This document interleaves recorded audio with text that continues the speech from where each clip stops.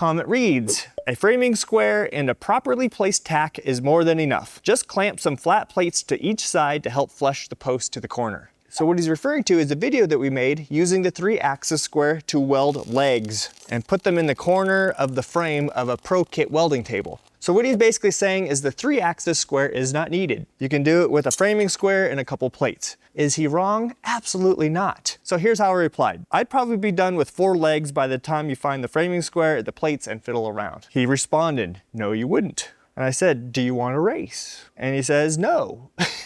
So what I think we should do for this commenter is have a little race. So just for fun, let me show you how this little experiment's gonna work. Use the 3-axis square, get 4 legs, tack welded to this frame, ready to go to weld out. How long does that take? And then we'll do it his way. Fiddle around for a bit and see how much longer it takes. So the purpose of this fixture is for speed and accuracy. That's why we buy good tools. You can use it by itself, or you can drop these pins in on the bottom and it locks in the table just like this, or it can sit flat on your workbench. Now when I put my frame in here, all I need to do, put a clamp down here to hold it. 1, 2, run that down so it's flat. Put my tube into this corner right here and put 2 clamps on it and I'm ready to go. So now I'm perfectly aligned on the outside edges. I'm sitting perfectly plumb, up and down, and now I can weld this whole thing out. The outside of the tubes are perfect. Everything's exactly where it needs to be. I have a lot of area around here to weld. I can come back in here with a small square and check it if I wanted to. So that's how this scenario works. All right, let's do the experiment.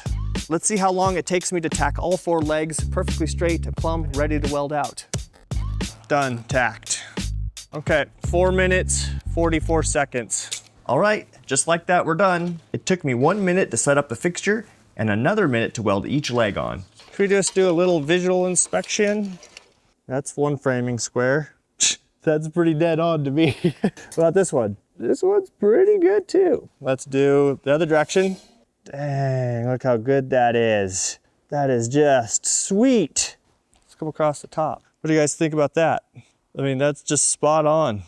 Should we measure diagonals? And it looks like we're at 16 and 13/16 pulling diagonal. Okay, we'll do the same this other side. And then it looks like we're at 16 and 13/16 also. This is so good. Now let's move on to the other method, the old school way. He's saying the original method goes something like this. Couple pieces of flat bar, clamp those in position. You can see how long this is gonna take, something like this. I'm not quite sure how I'm gonna get a framing square in here now to square this all up. I'm gonna probably have to use a level, or maybe I can go underneath it like this. This is so awkward. Okay, let's check that. Let's get this in place. Now, where do you tack it? You see how this is gonna be slow? I'm gonna have to tack, check, tack, check, tack, check, tack, check. So first thing to note is my saw is cutting not square. As you can see, look at how far off it is because my blade is dull. This is real life. I am not going to change my saw blade, but I want to show you this is going to slow me down with the framing square, which means when I lift this up, I have to create a gap under this bottom of this tube. What do you think is going to happen when I tack it? It's probably going to pull, because there's nothing holding it. We're gonna be using a framing square, but I don't like to use this one. I'm gonna use the miter square. For one, it's got this cutout to jump over a tack so I can continue to check it. And I think it's an easier tool to use. It has this nice long lip on the edge so I can rest it on the material and help me keep it square to get an accurate reading. I know what you're gonna think. Jason, you're probably gonna sandbag this test and go purposely slow. I'm not. I'm gonna try to go as quickly and accurately as possible. But I can't tell you this is gonna take me a while. Now let's see if I can do it the old-fashioned way. How long is it gonna take me? 3, 2, 1, let's go. Okay, so he said, put some plates down and tack it. What a joke. 2 plates. Problem is, now I need to figure out which way is it leaning. That's not bad. This clamp's in the way. Close there. Oh, freaking pulled. Dude. So I'm gonna give myself another tack up here so I can even get a pull. Okay, 5 minutes for one. Not very good. No, that tack is wrong. Oh my gosh. Quit moving! I'm gonna start over. Tack here. On to the next one. Boogered it up. I would call this pretty close. Okay, last leg. we could probably call it there.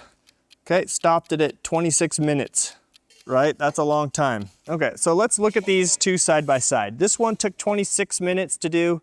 This one took 4 minutes and 40 seconds. So let's check this one first. That one's pretty good.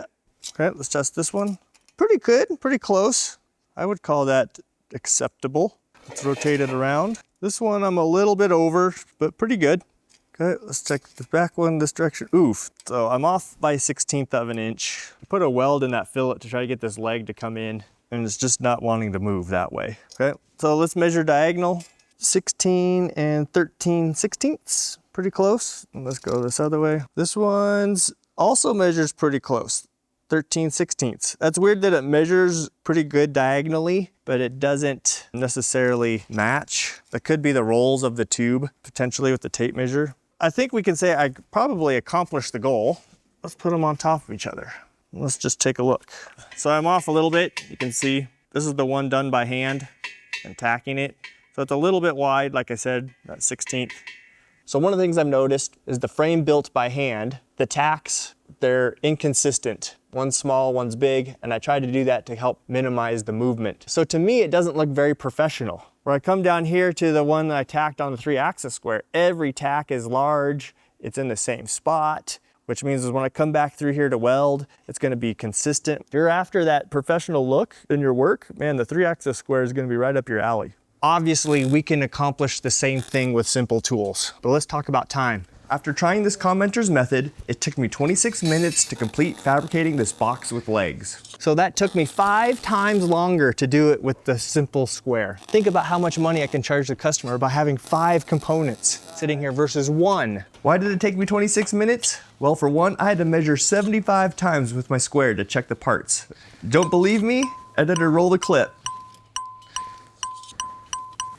I was guessing how much to tack weld to hold it in position. A big tack, a small tack, how do I get it to pull left or right? And I got it wrong sometimes, and I had to redo it. I'm human. I had to redo the parts 2 or 3 times to have it stand straight up. Having to avoid the clamps that was holding the flat bar in place was also awkward and slowing me down. I can tell as I was building this that I was getting frustrated with these workarounds. The old school method, even though it works, it's unnecessary, especially if you have the tools designed to not go through this whole process. It's also really hot out here in the shop, and I want to get this job done quickly. The old school method is slowing me down, and I'd hate to have to re-weld parts again in this heat. I want to make money, I want to get the job done, I want to move fast, and I'm going to buy tools that allow me to do that. Much like an impact gun, that is fast at doing that job. Is it more expensive than a ratchet? Sure it is. But you know what? It's fast. That's how we get the jobs done quicker. That's how we get paid. And I'm getting better accuracy at the same time. That's really rare where you're getting speed and accuracy simultaneously. Like I said, I've done this my entire life. I'm always looking for a cheat. So could this 3-axis square existed 100 years ago? Sure, but it would have been expensive and not really obtainable for the average fab shop to obtain this part due to the complexity and the amount of machining to make this. But if we fast forward 30, 40 years, thanks to modern CNC machines and modern manufacturing, this tool is now obtainable at a price point for the average workshop. There's almost no excuse to do it the old-fashioned way anymore. If you used the 3-axis square like I did today, and then had to go backwards, you'd probably be extremely frustrated like I was today. Maybe there's a faster way to do this, and I'm building it wrong. If you've got a method that you think can beat the 3-axis square, film yourself, send it in, and we'll try it. Show us measurements, show us your time, see if you can beat 4 minutes and 45 seconds. So I hope you guys like these tools. I hope you guys are out there making money with them because that's what they're designed to do. So thank you guys for watching, and I'll see you guys on the next video.